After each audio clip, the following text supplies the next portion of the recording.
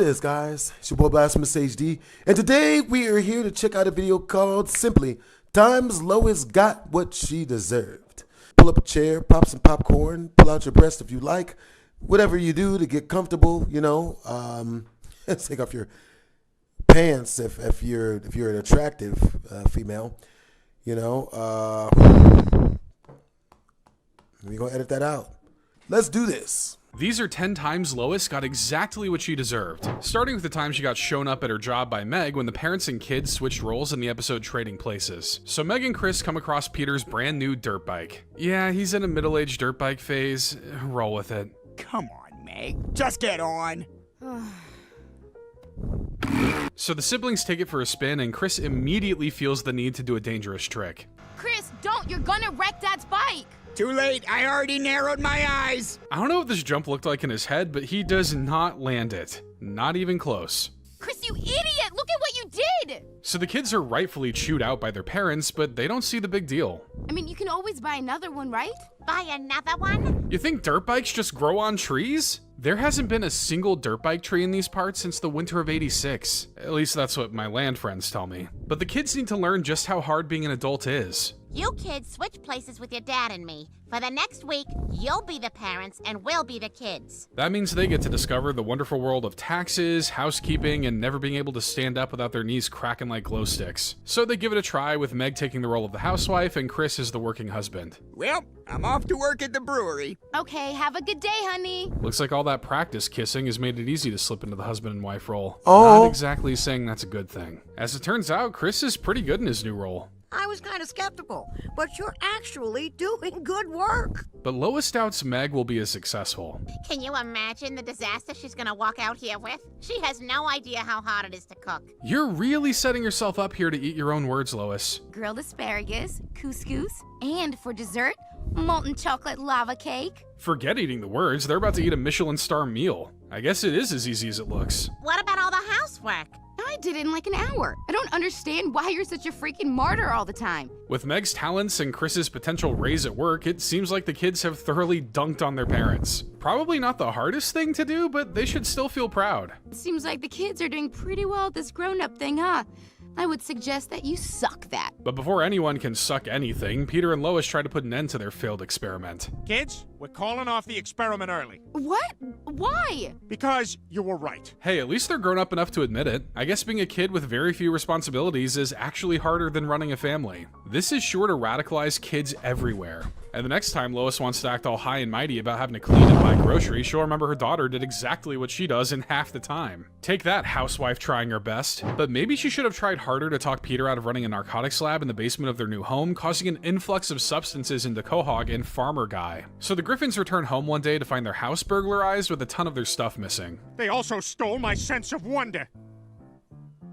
Nope. Can you blame them? A sense of wonder can make a killing on the black market. It's sad to think that Quahog isn't safe for families anymore. And surely there isn't any correlation between the state of the town and the amount of shenanigans Peter pulls. And all I ever wanted was to raise our children in a wholesome place, far away from all the crime and problems of the big city. You say that's what you wanted, but I've seen you actively work against making that happen over the years. Nevertheless, Peter makes the first step in moving away from the big city. I'm looking for a wholesome place for my family to live, so I'd like to buy your farm. I impulsively buy a frozen pizza, Peter impulsively buys a farm. We are not the same. What do you want me to do, start all over? Well, Lois, you were saying yourself how you want our kids to grow up in a wholesome place. She did say that. And as we know, one little comment is more than enough to give Peter the green light to do whatever he wants. That was in their wedding vows, actually. I'm in, Dad. Me too! All right, let's do it. And so the Griffins move themselves out to the countryside with no real idea of how to maintain a farm other than wearing overalls. I've been running the numbers on this farm and we're in deep trouble.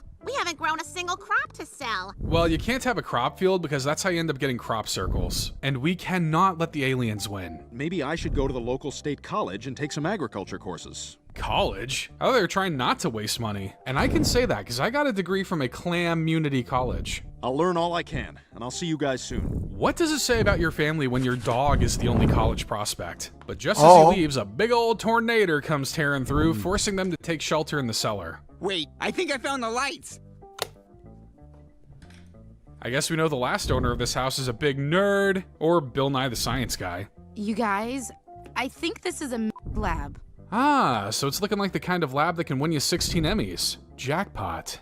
When you really stop and think about it, this lab is our family's best chance to make in a lab. I mean, he's right. Didn't realize that was an option on the table. So the responsible thing to do would be to call the police and get it out of there, right, Lois? All right, Peter, we can make one mess, and that's it. And it's only because I don't see any other way out of this. So it looks like the Griffins are Breaking Bad. Ooh, that'd be a good show name. Gonna write that one down for later. But it's not long until Brian returns. Hey, Brian's home. What the hell is going on? Nothing. Just working on a family project. Clearly you've never seen an arts and crafts night, Brian. Why else would they have guns, piles of cash, and a dead Meg on the floor? Our top story, methamphetamine is flooding into Quahog in epidemic amounts. So they left Quahog because it was too dangerous and have now made it more dangerous. Finally, Lois gets a clue. This is my own fault for listening to you. I forgot you don't even know your ass from a hole in the ground. That's a fair mix-up. Both are deep and hold untold horrors beyond human comprehension. We left Quahog because of the crime problem, but now we've become part of that problem. Okay, so forget the lab. What about this nice farmhouse? Surely it has a lot of resale. Well, at least there's no evidence. I'd hate to say this all happened because Lois was responsible enough, but it is true that she lives in a house of 4 children, so she has to be the responsible one by default. But sometimes she can't be trusted with actual children, as her jealousy of her father's new child lands her in a gorilla pit in the episode Adoptation. So one of Carter's boats crashes and dumps a bunch of oil into the ocean. Maybe the sea is just going through its emo phase. Those poor fish. They're in water. If they can't get clean in water, where can they get clean? Poor fish? What about the poor clams? See, this is the kind of thinking that takes up most of the world's wealth, ladies and gentlemen. So an emergency board meeting determines that something needs to be done before the company's stock plummets. Just find a scapegoat to blame it on. The number 2 man in the company. Honestly, Peter creates enough disasters on his own that an oil spill isn't too far out of left field. Daddy, you are not blaming this on Peter. Some other options are a donation and a photo op at an orphanage. Sure, give those orphans more attention. So Carter goes to the orphanage for a quick pic, but one of the girls there immediately clocks him for what he is. I bet you're only here because you did something bad and think a photo with an orphan will fix it. Well, duh! Yeah, Carter looks like a guy who would hold his breath walking past an orphanage so he doesn't catch the depression. To get her to agree, Carter buys her candy, and the two actually seem to bond. What happened to your parents? They left me on the orphanage steps as a baby. That should be funny to me, but for some reason it's not. It's called having a heart, Carter. Glad you could learn what that is at some point. Why don't you come live with me? Really? Yeah, I could buy you. I think the word you're looking for is adopt. Rich guys buying kids isn't exactly something you should be promoting. I just don't get it. I mean, Daddy's never taken an interest in kids. Yeah, Lois would know that firsthand. Carter wasn't exactly father of the year. I don't think he was ever actually father of the month, week, day, hour, or minute either. She and Carter are painting each other's nails. What? He never did that with me. So Lois has to endure her father doing daddy-daughter things with Tatum that he never did with her. Mind if I cut in? Mind if I cut one? Knowing his age, there's like an 80% chance he just soiled himself. Brian tries to comfort Lois, saying she came out a great woman despite Carter's negligence and shouldn't take his new relationship to heart. Listen up, everyone in the van. We're taking Tatum to the zoo. The zoo? Oh, you mean the one place she always wanted her dad to take her to, but he never did? Hard not to take it to heart when your heart's getting stabbed constantly. While at the zoo, Lois begrudgingly takes Tatum to the restroom, but her disdain makes her negligent and she loses track of the girl. Tatum? Tatum? Maybe we should start putting kids on a leash. Who cares if it makes them look like weird, semi-hairless poodles? Oh, Daddy, I sorta lost Tatum. You what? I swear it was an accident. Maybe it was, but why are you talking about it like you lost a set of keys? Get to looking. After snooping around the park, they finally find Tatum in a less than desired location. Oh my God! Tatum's in the gorilla pit! I guess Harambe still has shooters out there. I knew they'd come for revenge one day. Lois, what the hell are you doing? I have to, Brian. This is all my fault. Probably not the smartest idea, but at least you can die a brave woman. Luckily, Peter suggests she tell them about her very interesting dream. They can't understand me. Doesn't matter. It's all tone and body language. Trust me, they'll know they don't want to be there. So she gives it a try and it actually works. Oh wow, your house in your dream was like your house, but slightly different? That's crazy. And with that, Lois manages to rescue Tatum. I guess I was just jealous of all the attention you were giving Tatum. Carter says the only reason he did this is because he screwed up with Lois and didn't want to make the same mistake. Hey, it could be worse. It could have been completely forgotten, just like Carol. But Lois would want to forget the time she tricked Peter into attending a couple's therapy resort, which left them both traumatized and take my wife. So the wives inform the husbands about some exciting news. We all just booked a vacation together to a private resort in the Bahamas. Yeah, but couples only. No chronically single guys like you, Glenn. I know you said this trip was couples only, but great news! We're now a couple! I see. So I'm assuming you used black magic to bring this blow-up doll to life? Regardless, the couples make their way to the Bahamas resort, run by a guy with the same voice as every other one-off character. Hello, couples. My name is Noel, and welcome to Pleasant Surroundings. And we thought Seth voiced a lot of characters. Welcome, everyone. I hope you enjoyed your afternoon, but now it's time to get to work. Yeah, but not the kind of work like trying to stand after 8 margaritas. This isn't just a vacation, it's a couples counseling retreat. Oh, what the hell? Always a great sign for your relationship when you need to be tricked into bonding with your partner. So their first exercise is designed for them to be open and honest with each other. I feel like... Nah, man. Couples therapy is garbage, bro. It's garbage. Because all it is a dude who's basically paid to agree with everything the woman says. That's what couple counseling is. You know what I mean? I ain't doing that shit, bro. You don't want to spend time with me. Okay, I feel a numbness radiating down my left arm. That's normal. That means it's working. Next, the couples are given simple questionnaires. Peter, when is Lois's birthday? Let's see, when is Hitler's birthday? April 20th. You really had that little factoid roaring and ready to go, didn't you, Noel? I'm keeping my eye on this guy. And after crunching the numbers and gauging the answers, Noel finds that none of the couples are actually compatible. No, that's not a good thing. Well, say that then, Noel. These guys hardly understand their wives. You think they understand you? You'll all be paired with your more compatible match. And hopefully, you'll bring some lessons back from that experience into your marriages. Oh, you're really trying to speedrun ruining as many marriages as you can, aren't you? But surprisingly, the new pairings seem to get along well, though not everyone is as thrilled about that. I'll pay you $1,000 for one whole handful of your butt. For 2 handfuls, I'll give you my car. All right, that's enough. Lois, please, you're getting in the way of this young entrepreneurial woman and the deal of a lifetime. So Lois calls off the whole trip, writing it off as one big mistake. Is there anything I can do to change it? Huh, I don't remember seeing a native revolution on the resort itinerary this morning. So the couples flee into the jungle looking for a way out. I saw a small landing strip, Giggity. It might be our best chance to get off Giggity the island. I saw a small landing strip, Giggity. It might be our only chance to get off the island. Nigga, that's funny. Something tells me he just wanted to say that. Who knows if it's actually true? And it looks like Peter is finally starting to regret being paired with a girl who has a hamster wheel for a brain. You rebel scum. Yeah, you're too young, you don't know. We just have to accept the fact that one day the younger generation won't get our Star Wars references, and that'll be the day I rest on the cold seabed. So the couples are rounded up right before they get a couple of rounds in them. Take the couples out 2 by 2 and execute them. So with all their friends getting taken out, Lois and Peter are finally reminded of their love for one another. Could just be the pre-death emotions running high, though. I'm so sorry I lied to get you to come here. I should have been honest with you.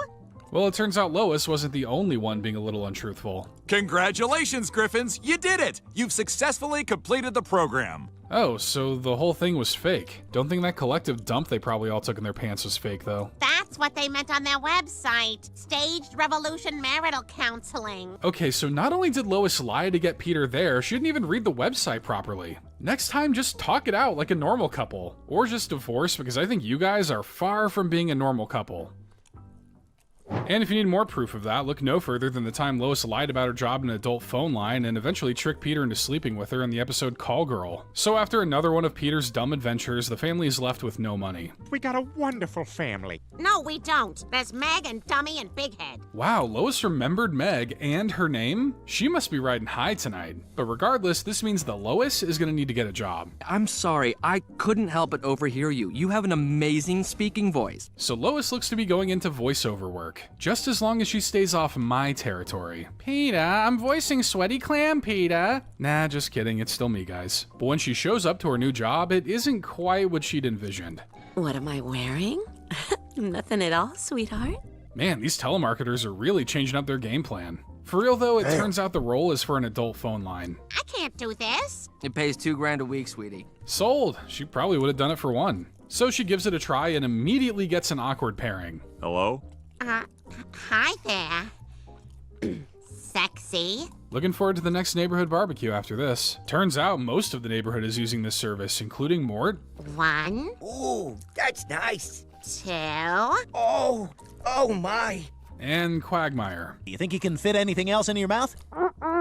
All right, so now let's start filling up some other places. Props to them for keeping this out-of-date ancient business thriving. And after a long day of over-the-phone deviancy, the last thing she wants is to think about it at home, much to Peter's disappointment. PETA, can't you just use sock Lois tonight? No! Sock Lois doesn't feel authentic to me anymore. Well, at least you can use her to drive in the HOV lane on the highway. So with Peter feeling left out because of Lois's mysterious new job, Quagmire has just the cure. There's this new phone chick I've been calling, and she is amazing. Has everyone in this town just forgotten the internet exists? So Peter decides to give her a regular old middle-of-the-day call. What happened to your job, Peter? Hello there, handsome. I'm classy. Hi, Classy. I'm, Peter. Not sure how he doesn't recognize that nasally back-of-the-throat voice, but she recognizes him and continues to play along. There's something about you, Classy. Something special. Oh, that's very sweet. Okay, so I guess it isn't technically cheating because all he's doing is showing her his crayon drawings. Now that's how you seduce a woman. So they continue their talks for a few days, but Peter eventually wants more from Classy. I was thinking maybe we could meet. But you're married. You've got a wife. Yeah, but she's been giving me the cold shoulder lately. A normal person would find this to be the time to come clean, but I guess Lois wants to fly close to the sun. Maybe being mad at your husband is better than trying to reconnect with him, so she agrees to meet. Hello. You're beautiful. That blonde wig must be up there with Clark Kent's glasses as the most simple but effective disguise ever. So Lois wants to seal the deal, but Peter starts having second thoughts. Why am I doing this? You know, I got the greatest wife in the world. Well, she can't be that great if you don't even recognize her. It felt like some force in the universe wanted us to get it. You might be right, Gavin. That's kind of nice. So, are you cool with this? Not cool with this? Honestly, you're a bit all over the map, Lois. Well, they get busy anyway, so Lois makes the shocking reveal. Why the hell were you doing phone sex? I was providing for our family. You were lying.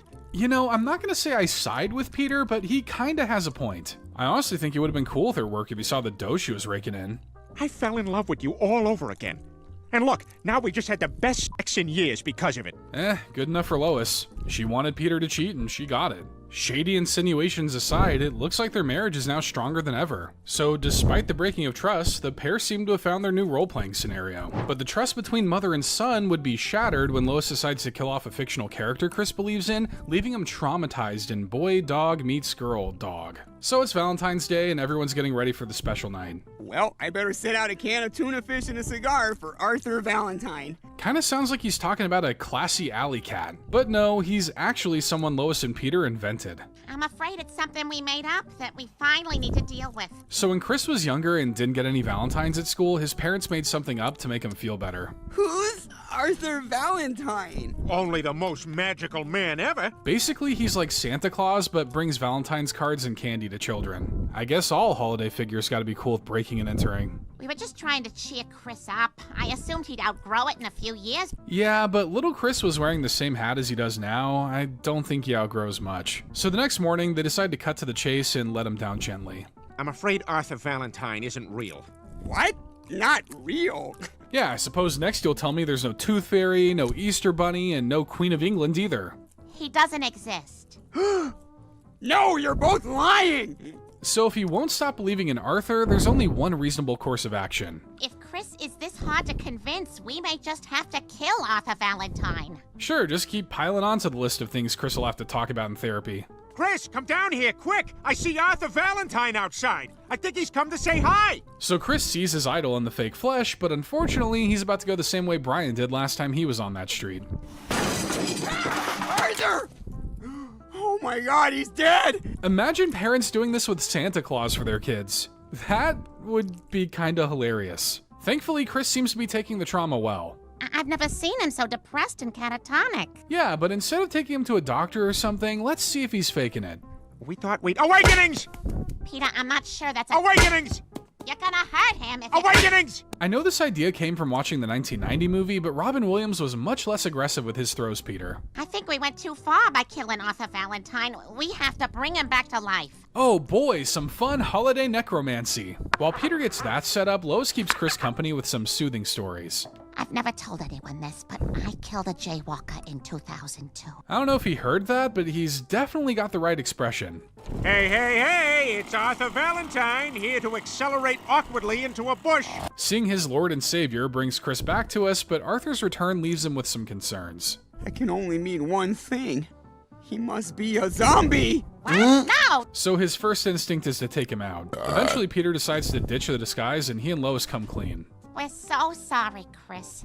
Now do you understand?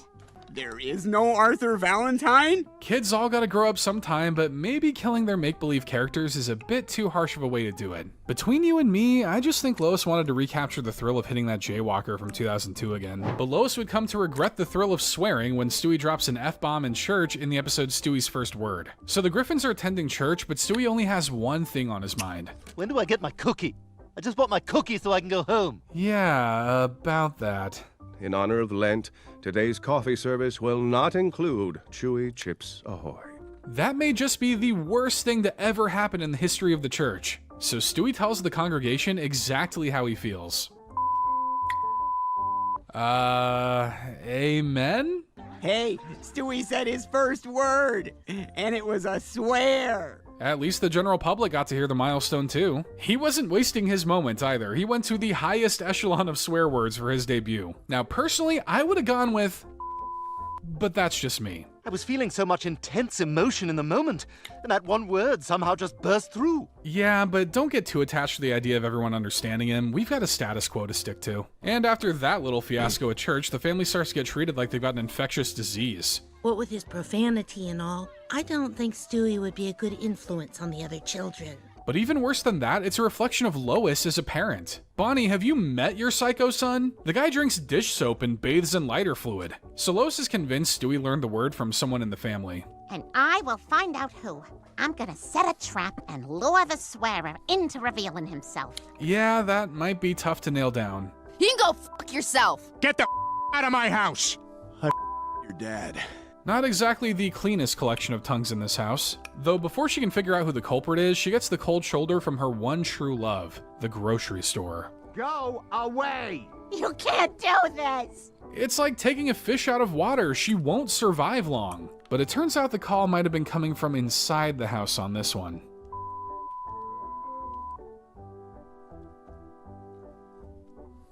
That's our mother of the year, cursing and sobbing in a store parking lot. So to get her anger under control, Lois decides to attend a rehabilitation resort. A couple $100 well spent, I'm sure. Now sit down and enjoy some spa music that's mostly rain. And I guess mix the wine and champagne sitting next to you too, because nothing makes people less angry than alcoholism. So Lois tries to relax with a little yoga and meditation while picking her mantra word. A special word, a word of release and catharsis. You mean like... Honestly, yeah. Sometimes nothing relieves stress like belting out your favorite swear word. You can go ahead and shout yours now. Don't worry, I'll wait. I love my children, I like my husband, and there are worse things than occasionally using a swear word. So Lois returns home content with being the foul-mouthed but loving mother she was born to be. And Stewie wouldn't have it any other way. Mommy! Wow. It's Stewie's second word! Yeah, but if it wasn't captured for Instagram, did it really happen? All right. I tried. Mommy! But Lois seems to make just as many bad decisions now as she did when she was young, as her bullying of Joyce Kinney in high school leads to Lois's darkest secret coming to light in And I'm Joyce Kinney. So while Lois is out shopping, she runs into the new news anchor, Joyce Kinney. I am a huge fan, and I just think you are... Can you guys imagine that? Bullying somebody in high school when you were a kid, and then growing up for them to become someone so high-ranking that, you know, they take everything they got and like they release your biggest secrets and then everyone knows, and that's gotta suck. I couldn't imagine that, man, about bullying somebody when I was a kid and growing up for them to be like the president or something, and now I can't never get a job. Terrible. You are doing a fantastic job. Considering the last female news anchor in Quahog tried to murder her, I'd say the bar was pretty low for Lois. I'm on my way back to the station after lunch. I'd be happy to give you a tour. And after the tour, it seems a budding friendship is starting between them. Slow down, Hey, what's up, Lois. Pretty Squishy? soon we'll need a second hand to count all the friends you have. You must have so many stories. Well, look, if you want to grab a drink with me later tonight, I'd be happy to tell you some. Pretty soon the alcohol starts flowing and the lips start loosening. I'm sure you've done some crazy stuff in your time.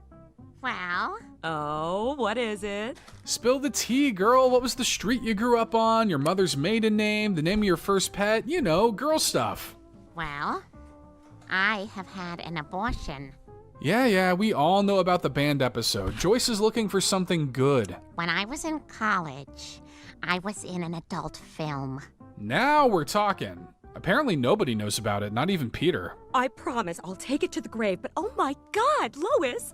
That's hilarious! Because if there's one person to trust with sensitive information not meant for a few hundred ears, it's a news reporter. And what do you know, Lois's story makes the nightly news. Hey, become a celebrity any way you can, I say. Lois Griffin has revealed to this reporter that she appeared in a pornographic movie back in the early 1980s. Must be a really slow news day if this is what's making prime time. Naturally, Lois is pretty miffed about the whole thing and goes to confront Joyce. You totally humiliated me! Well, then I guess now we're even. Weird sequence of events for someone you've only known for 2 days, huh? But as it turns out, they did know each other in high school. When you took the blindfold off, I was standing in front of the entire school with my pants around my ankles and a hot dog in my mouth. Hey, who hasn't been in that situation before, am I right? Well, No. It was apparently traumatic enough for Joyce to get her revenge decades later. Look, Joyce, that was a long time ago. Nah. And I'm very Nah. sorry for what I did. Nah. Are you actually sorry, or are you just sorry now that you face the consequences? I'd say those are two different kinds of sorry. Well, the news of Lois's dark past quickly begins to spread throughout town. Sinner. Harlot. I'm actually sick. Show some class, guys. Whatever happened to turning the other cheek? Just as long as it wasn't the same kind of cheeks Lois was turning in that video. Leave this house of God. But I love the church. Yeah, but church isn't for forgiveness or absolvement of sins, apparently. Lois is obviously depressed, but Brian says that she should take control of her situation. If you own the choice that you made, you take away all their power to make you feel bad about yourself. So what you're saying is, play the movie in church? The rest of you need to accept the fact that I made a simple mistake. And here it is. Tripping over a curb is a simple mistake. No one just trips their way into an adult film, but I digress. So Lois screens the whole thing for the congregation, owning her shame and becoming stronger because of it. I know I'm a man of God, but that is hot. And just like that, Lois's goodwill is restored, much to the annoyance of Joyce. Lois did deserve a bit of comeuppance for her treatment of Joyce in high school, but no amount of mudslinging can keep this girl down. Maybe because there's some mudslinging in the video? God, I hope not. But Lois would find new secrets to keep, like when she lied about being blind in order to garner fame and attention in the episode LASIK Instinct. So Lois has a little accident while dropping Stewie off at preschool.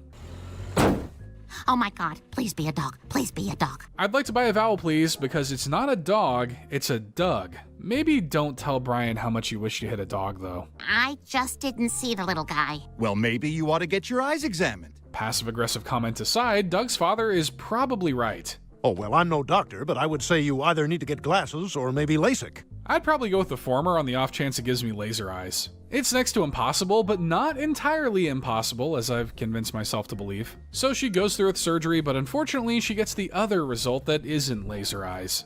Oh my God. I'm blind. Welp, we've been down this road before. We just need to find a homeless man to graciously donate his eyes. Don't worry, Lois. I went blind a while back. It was cool. Cool might be a bit of a stretch. So Lois is struggling to adjust to her new life and take some advice from someone else who struggles. Meg doesn't have any disabilities, but, you know, close enough. Sometimes I post empowerment videos on YouTube. Empowerment videos? Disregarding what it means for you if you need to turn to Meg for empowerment, Lois gives venting on camera a try. I couldn't see anyone or anything, even the people closest to me who need to be seen the most. I wouldn't say they're much to look at. Mom, you won't believe what happened. Your video went viral. The good kind of viral, too, not the infectious disease kind of viral. You're helping people who feel unseen, Mom. Like me. You're everywhere. Well, that's all well and good, but how can this be monetized? Who are these people? My team, ICU, has exploded. Yeah, but maybe don't go around shouting that. Kinda sounds like you're threatening to bomb a hospital. Wait, but what does any of this have to do with seeing people for who they really are? Oh, who cares about that? Well, Meg does, and she disagrees with franchising a noble cause for money. I'm the one who's suffering. Now, the least I can do is make some money from it. Well, suffer no more, you saint. Looks like Lois's good deed has earned her a blessing. I can see. Oh, God, but if anybody finds out, it'll ruin my ICU brand. Unwilling to let the cash cow die out, Lois takes the ableist approach and pretends to still be blind. Thank you all for coming today. I can't see you because I'm blind. Lois, you were just blind yesterday. I think you would know you don't need to do a Ray Charles impression. That was incredible, Lois. You're a real inspiration. So big, brave Lois gets invited to go on a popular daytime talk show to talk about her journey. It's too bad she'll never get to see it. This is gonna take ICU global. If only she was a bit better at faking it. Now, which one is better, the blue or the green? Wait, how do you know what Hey, colors what's up, they are? Coolix? Ignoring that, let's be real, Lois. We all know you're a green girl for life. Meg calls her out on her stolen valor, but is willing to step aside and let Lois sink her own ship. Helen, is that you? Oh, I'm so blind. Yeah, this shouldn't take long. To be expected, it takes about a minute for Lois to blow her whole cover. Oh my God, Reese Witherspoon, I love her. Okay, to be fair, what's the point in doing a big check if she couldn't see it anyway? So she comes clean about the whole thing and now must face a punishment worse than jail time. Cable TV courtroom shows. And I sentence you to pay your roommate back for his dog food. Or whatever dumb this one's about.